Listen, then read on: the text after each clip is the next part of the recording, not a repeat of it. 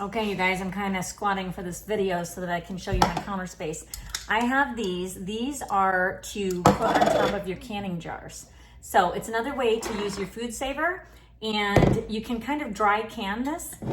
This is some rice that I opened back up so I could recan it. It does not replace the submersion canning or anything, but I get a lot of stuff from like Costco or Sam's Club, rice. I also get like these pretzels, that kind of thing, and you can store them in here and it saves it so that it doesn't get all nasty. These are little chocolate pretzels, all kinds of things that you can put in these.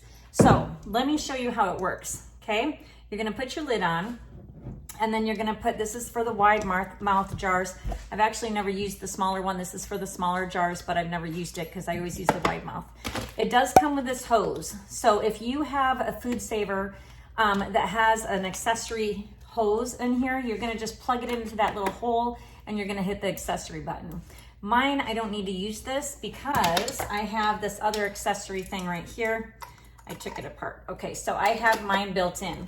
So if you have one of these ones with it built in, what you're gonna do is you're just gonna grab that accessory thing right out of there, okay, and it pulls out. Now, it pulls out like an old vacuum cord used to, where you pull it and then it goes back in. Okay, because the first time I got it out, I was like, how do you get that thing back in there? Well, you just go like that, okay, and it sucks back in. Now, this is used for the bags, but I don't have the, I'm not doing the bags right now, but I'm gonna take this off, and this is the same thing that this is basically, but it's built in mine, okay? So what you're gonna do is stick it on top of that little hole, and then you're gonna hit the accessory button. Now, we're just gonna wait for it to do its magic. Sucking all the air out. Just take its time. All right, there we go. Now it's done. Now you can't pull this right off. I couldn't figure that out either. You can't pull this off. You have to pull this part off first, okay? Once you pull that part off, then the suction releases and you can pull that out. I don't know, was that an idiot move for me? Maybe, but now it's sealed, okay? So you can just stick it in your closet. I just label mine here. Stick it in your pantry and you're good to go. Now, okay, while I'm giving you tips and tricks, I'm gonna give you one more. This is a bonus tip. How's that?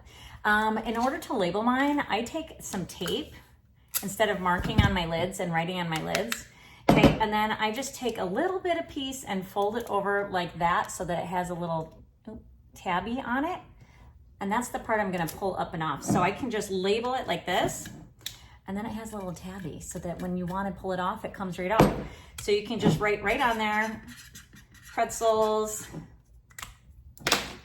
okay? You can date it, do whatever you want. But then when you want to take it off, it's got that little tab and you just yank it right off. Saves the lids, just saying.